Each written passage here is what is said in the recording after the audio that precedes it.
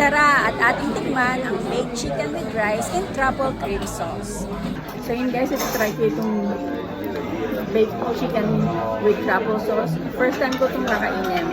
Madalas na kasi kinakain ko to sa sa pasta.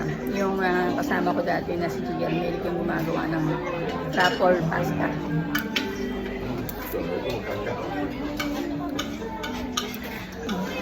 Lasa nga yung truffle.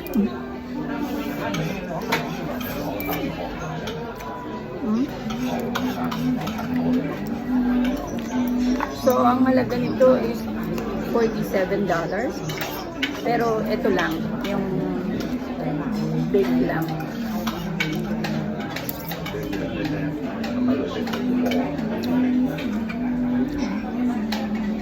Nag-add ako ng $10. Meron na siyang, yun nga, yung gulay, tsaka yung parang dessert to.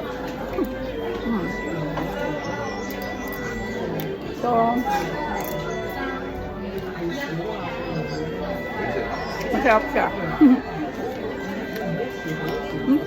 Nakakabot pa yung sabihin ko.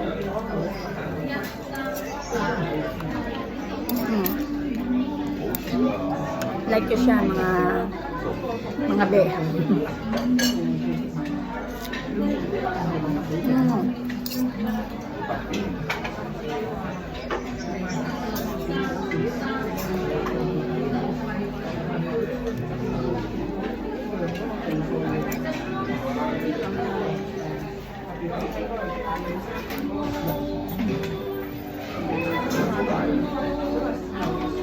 Mainit.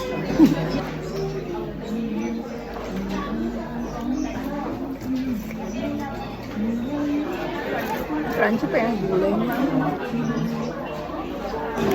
Meron nga pala akong points dito ng Smart. Nakalimutan ko.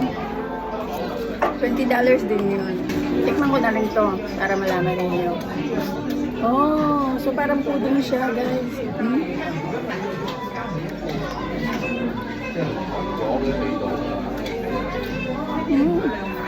Masarap. Mamaya na. Kasi paano ko pa ito maubos. So yun guys. Thanks for watching. Bye.